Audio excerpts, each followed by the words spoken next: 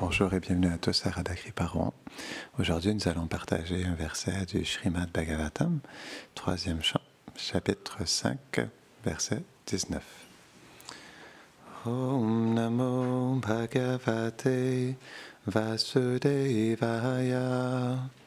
Om Namo Bhagavate Vasudevaya. Om Namo Bhagavate Vasudevaya. Om Namo Bhagavate Vasudevaya. Om Namo Bhagavate Vasudevaya. Om Namo Bhagavate Vasudevaya.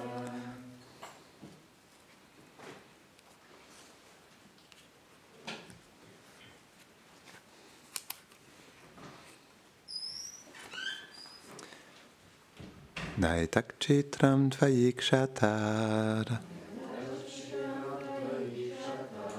Badarayana viryade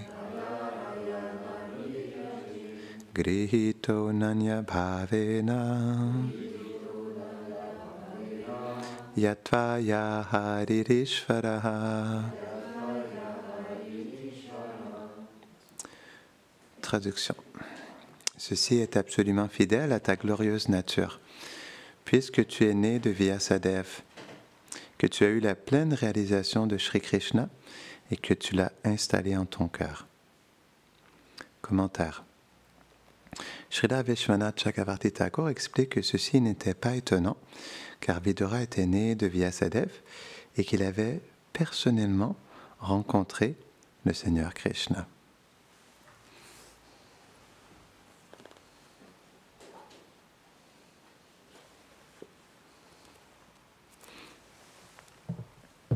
Om Gyanatimirandasya Gyanam Jadasharakaya Chakshurun Meditam Jena Tasmai Shri Gurave Namaha Shri Chaitanya Mano Bhishtam Sthapitam Jena Bhutale Swayam Rupa Kadamayam Dadati Svapadantikam He Krishna Karuna Sindho Dina Bandho Jagatpate Gopisha Gopika Kanta Radha Kanta Namostute Tapta Kanjana Gaurangi Radhe Brindavaneshwari Vrishabhanu Sute Devi Pranamami Hare Priye Vanchakalpatarubhyashta Kripa Sindhubhya eva cha Patitanam Bhavanebhyo Vaishnavebhyo Namo Namaha.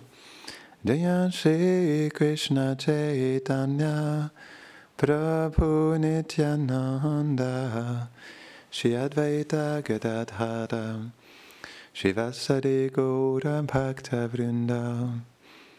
Hare Krishna, Krishna Krishna, Hare Hare, Hare Rama,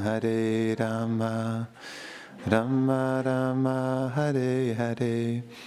Namahum Vishnu Padaya, Krishna Prishtaya Bhutare, Srimate Bhaktivedanta Swaminiti Namine. Namaste Sarasvati Devi Gauravani Pracharine Nirvishesha Shunnavadi Pashtatare Shatarine.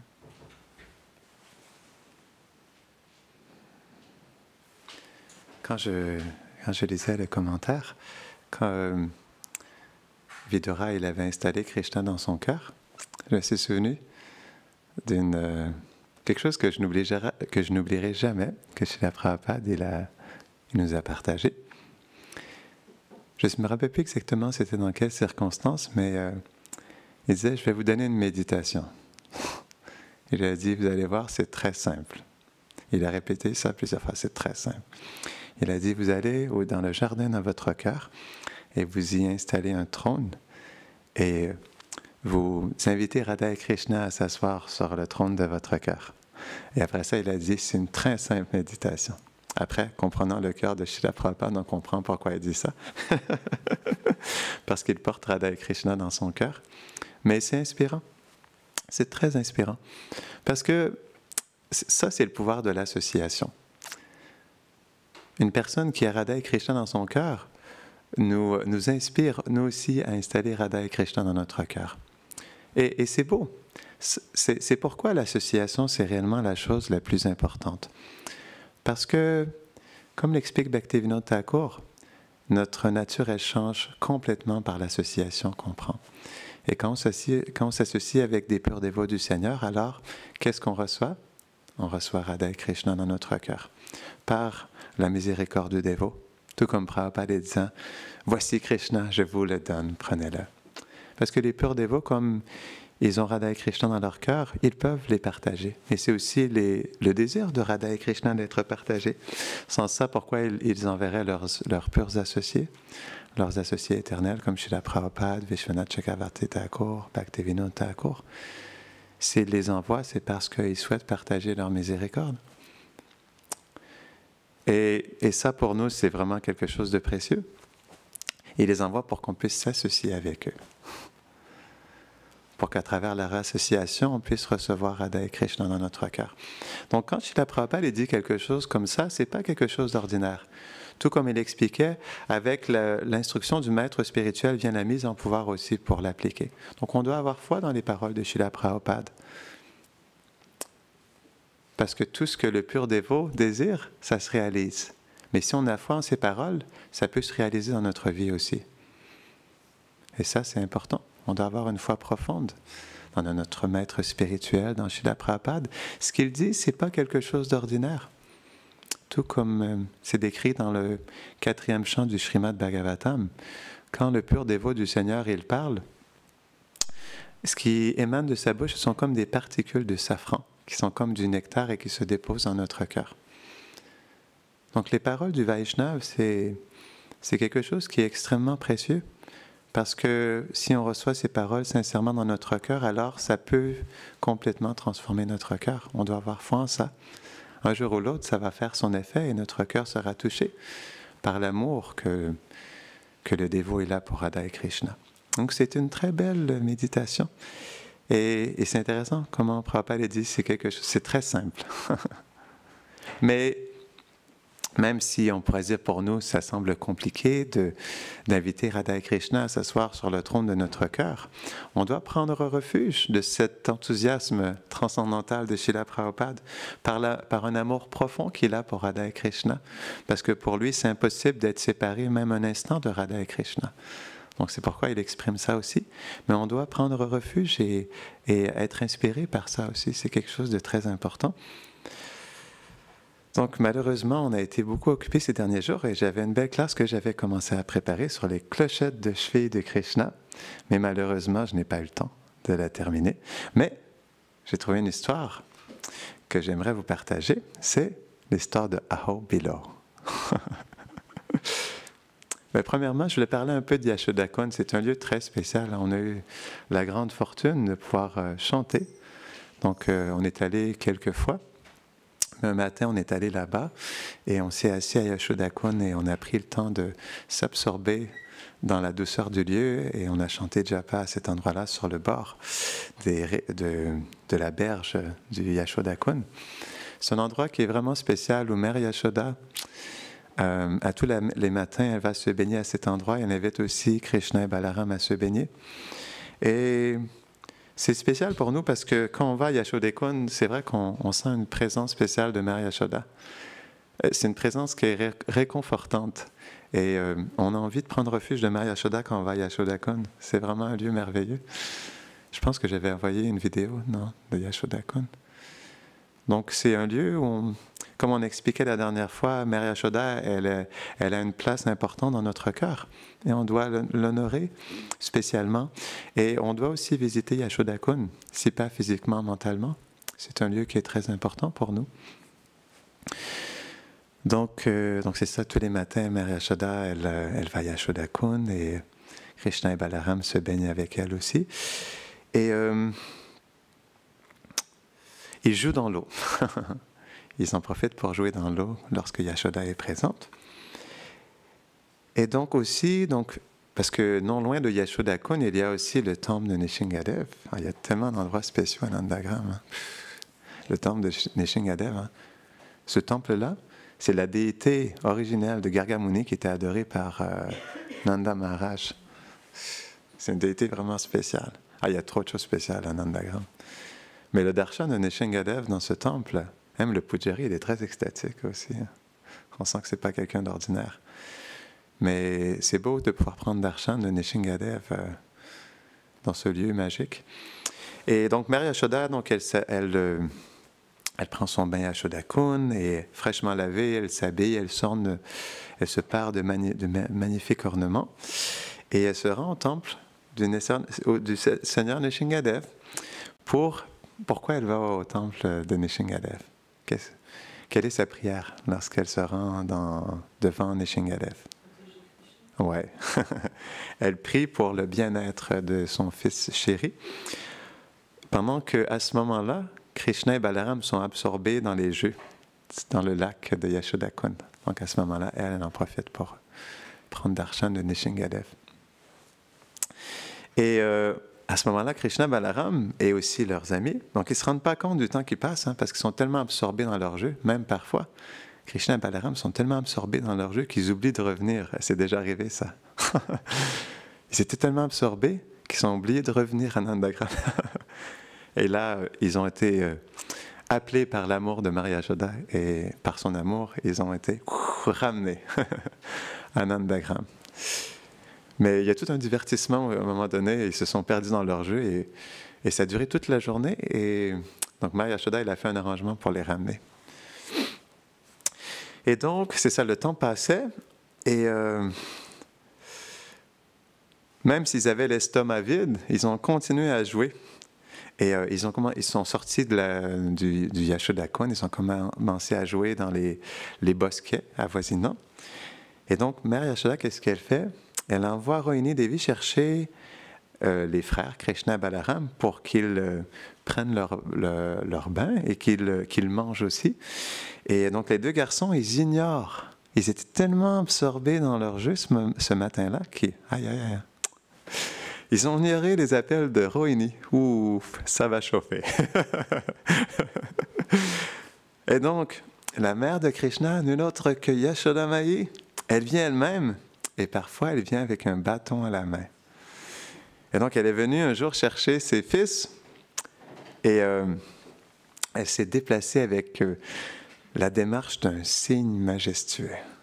Et donc, dans sa grande affection pour Krishna et Balaram, le lait de son amour a commencé à couler de ses seins. C'est très beau, c'est expliqué que quand Krishna, c'est vraiment beau. Vishwanath Chakravarti Thakur, il décrit ça dans le Krishna Bhavanamrita. Quand Mère Yashoda, lorsque Krishna elle revient des pâturages, elle reçoit Krishna sur ses genoux et elle baigne Krishna de différentes rivières. Il y a différentes rivières d'amour qui coulent d'elle. Il y a une rivière d'amour qui coule de ses seins, qui est comme le Gange. Il y a une rivière d'amour qui coule de ses yeux, et comme il y a le Kajal qui est là, c'est comme la Yamuna. Et il y a une rivière d'amour qui coule de son cœur, qui est comme la... C'est quoi la rivière cachée, là? Sarasvati, merci. Ouais. C'est très beau. Voilà. Et donc, Yashoda, elle cherchait Krishna et Balaram. Elle a trouvé ses enfants. Qu'est-ce qu'ils faisaient, vous pensez, à ce moment-là? Qu'est-ce que Krishna et Balaram faisaient lorsqu'elle les a trouvés? Ils gambadaient au bord de la rivière. Donc leur corps il était couvert de poussière, de sable, leurs vêtements et leurs cheveux étaient tout décoiffés. Parce qu'ils ont des longs cheveux bouclés, hein? Très longs, jusqu'aux fesses. Hein? Est-ce que vous avez déjà eu des cheveux aussi longs que Krishna et Balaram? Et donc, tous leurs ornements, ils étaient éparpillés après la longue matinée de jeu avec les garçons. Et là, qu'est-ce que Mère Yashoda a dit? Elle a dit, « Mon cher fils !» Elle a crié, « Mon cher fils! Regarde-toi! Tu es le fils du roi! tu es sale de la tête aux pieds. Rentre à la maison, baigne-toi et mange ton déjeuner. Après t'être reposé, tu pourras revenir jouer avec tes amis. » Donc Krishna, il s'est arrêté un instant au milieu d'une partie de Coco. Je ne sais pas c'est quoi. Est-ce que vous savez c'est quoi le Coco? Je n'ai pas trouvé. En tout cas, c'est un jeu que Krishna affectionne, qu'il affectionnait à ce moment-là. Donc, il s'est arrêté parce qu'il était en train de jouer au Coco. Et là, il s'est tourné et il a regardé avec affection sa mère. Mais comme il était poussé, il avait la pression de ses amis, il a continué à jouer. Il a dépassé ses adversaires. Et donc là, les demandes de Yashoda Mahi, ils ont été ignorés à plusieurs reprises. Et mère Yashoda, qu'est-ce qu'elle a fait à ce moment-là? Elle est entrée dans le jeu, déterminée de sortir Krishna. Donc en premier, elle a suivi Krishna, puis elle a poursuivi à travers les différents kunj. Et tandis qu'à ce moment-là, les enfants, quand ils ont vu ça, ils ont acclamé Krishna parce qu'il fuyait sa mère. Et donc, Yashoda, elle courait très vite. Et tellement vite que ses cheveux se sont dénoués et les fleurs de sa tresse, ils sont tombés sur ses empreintes de pas. Et comme si la puissance du divertissement, ça glorifiait ses pieds pareils au lotus. Comme si c'était une pluie de pétales de fleurs. Et en fait, n'oublions pas que des années auparavant, pendant que Krishna avait l'habitude de briser les pots de beurre et de donner du beurre à qui? Aux singes. Donc, Yashoda, elle pouvait attraper son fils avec un certain effort à ce moment-là. Mais maintenant, comme il était plus âgé et plus rapide, elle n'arrivait pas à le suivre. Parce que là, Krishna, ses jambes étaient plus rondes. Et donc, comme Krishna, il craignait les conséquences de sa mauvaise conduite, comme il avait désobéi à plusieurs reprises aux instructions de sa mère. Mais, quand même, il était content d'avoir pu échapper à sa mère et Krishna. Il s'est caché derrière un bosquet. Et comme elle ne pouvait plus le voir nulle part, Yashoda, elle a changé sa tactique. Donc, qu'est-ce qu'elle a décidé de faire? Comme elle ne pouvait pas l'attraper, elle a décidé de... OK, donc ce qu'elle a fait, elle s'est tournée vers un groupe d'arbres épineux et elle a couvert ses yeux de ses mains et elle a poussé un cri de fausse alarme.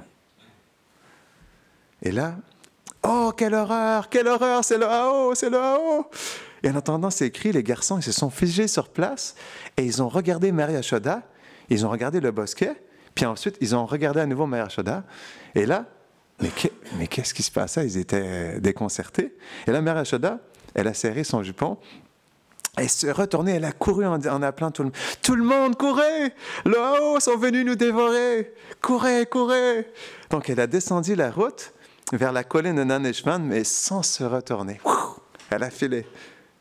Et comme les enfants, ils n'ont jamais douté de la véracité de la reine de Vraj, ils ont crié à l'unisson « Aho, aho! Courez, courez !»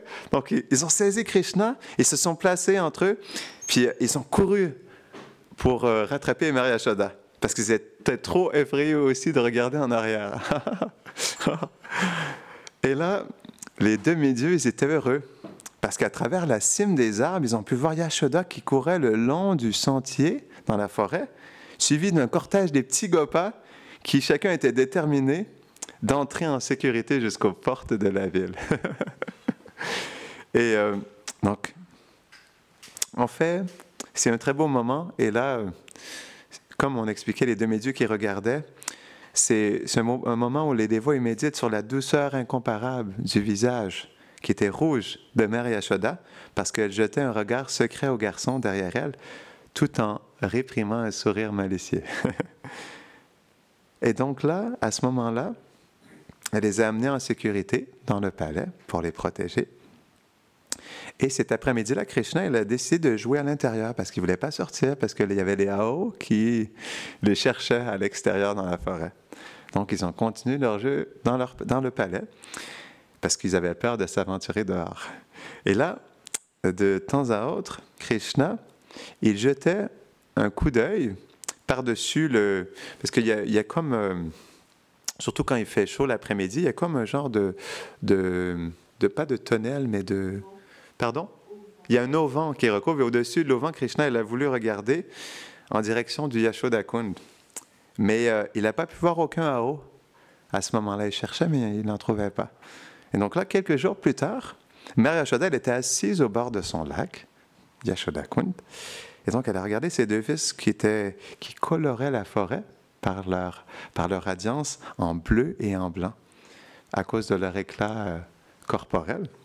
Et elle les écoutait, qui, lorsqu'ils faisaient leur jeu, avaient des rires très joyeux. Donc, Krishna, il était fatigué de jouer. Et donc, qu'est-ce qu'il a fait? Il s'est placé à côté de sa mère. Et Yashoda, elle a essuyé la saleté de son visage avec le bout de son sari, elle l'a placé sur ses genoux, et elle a pris son doux corps et elle a tenu comme du beurre sur son propre corps. Ça, elle l'a serré contre elle. Et donc, comme Krishna, il était à l'aise parce qu'il était sous le giron de sa mère, il était dans son étreinte, dans sa protection, Krishna lui a demandé, « Mais mère, c'est quoi les Ao? Où sont-ils?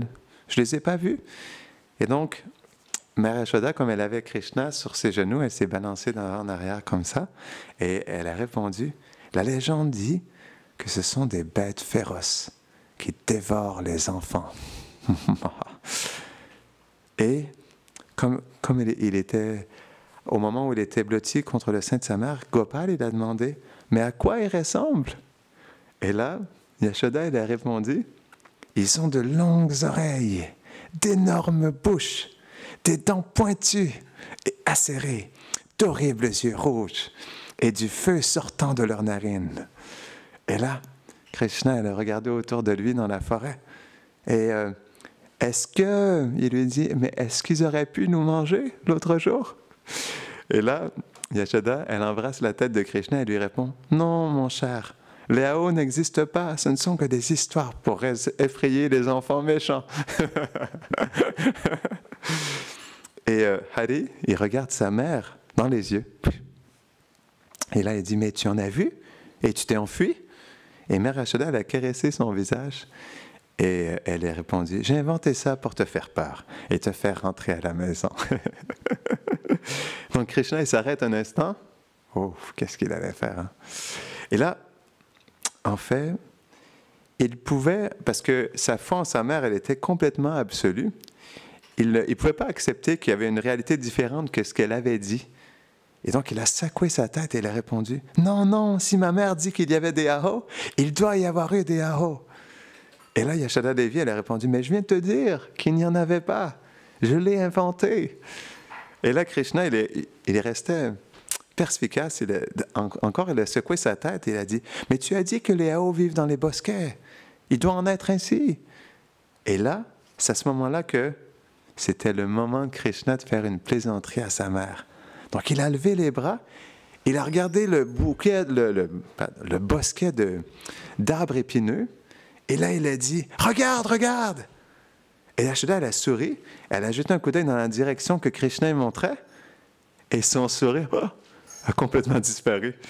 Et là, du bosquet, il y a 4 créatures à l'aspect terrible qui sont sorties et qui se déplaçaient dans sa direction. Et là, Krishna, il a souri à Balaram, qui était juste à côté. Il a dit, « Oh! » Et c'était pas de la superstition. Donc, il y avait des vraies flammes qui jaillissaient de leurs narines et ils étaient vraiment déterminés à les dévorer. Et là, pendant un instant, Yashoda, elle était complètement congelée. Et là, elle a poussé un cri perçant. Elle a pris la main de Balaram, elle a serré Krishna encore plus fort. Elle s'est levée d'un coup. Et là, elle est descendue le sentier qui menait à Nandagram aussi vite qu'elle le pouvait, avec ses 2 enfants. Et là, Krishna, il était vraiment content. Donc, il a regardé par dessus l'épaule de Mère Yashoda. Il a vu le redoutable et sanguinaire Ao bondir à leur poursuite et qui se rapprochait de plus en plus à chaque pas d'eux. Donc, Krishna a regardé d'un air espiègle son frère Balaram, qui a haussé les sourcils comme en signe d'approbation, et il a rajouté aux craintes de leur mère qui était vraiment... et qui disait « Nous sommes finis, nous sommes finis !» Et là, juste au moment où le Ao, il arrivait à portée de bras, Krishna, il a transformé les créatures en statues de pierre. Et il a continué à crier avec une fausse âme, « Plus vite, mère, plus vite, ils arrivent !»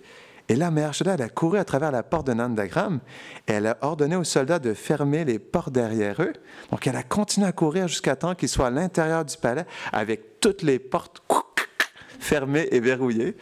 Donc, Krishna, il avait joué un tour astucieux à Mère Yashoda, mais il y a une réaction qui est venue tout de suite et il s'est dit, mais les portes de Nanda Bhavan étaient verrouillées et les gardes, ils avaient reçu l'ordre strict de ne pas laisser sortir les frères ce jour-là, à cause des Yao qui les avaient poursuivis. Et là, même si Krishna, elle essayait de convaincre sa mère que les Yao, c'était juste un produit de son pouvoir mystique et qu'il ne pouvait pas nuire à personne, parce que, tu vois, il lui expliquait finalement ce qui s'était passé, elle n'était toujours pas convaincue. Et même s'il y avait les Yao que Krishna, elle avait transformés en pierre, elle n'était toujours pas convaincue, même s'il y avait les statues des Yao Bilo. Et là, c'est juste après que Nanda Maharaj soit intervenu en faveur de ses fils et que Yashoda, elle a personnellement inspecté, elle est sortie, elle a inspecté elle-même les Yao de pierre que Krishna et Balaram, il avait. Et ensuite, elle a autorisé Krishna et Balaram à sortir et à se rendre dans la forêt. Là, elle a été pacifiée. Et si vous allez à Yashoda-kun, il y a toujours ces Yao de pierre qui sont présents. Et c'est ces Yao de pierre qui sont là aujourd'hui. Wow! Spécial. Hein? Il y a vraiment des trésors d'œuvrage très spéciaux lorsqu'on va dans ces endroits merveilleux. Et donc, c'est ça même aujourd'hui. Il y a les mères de Nandagram qui effraient leurs enfants avec les Yao Bilo et qui leur disent que des fois les Yao de pierre peuvent se transformer en Yao et les dévorer leurs enfants. Jai Yao Bilo ki, Jai Yashoda Kun ki, Jai Nitai Gauda Premanande. Les femmes.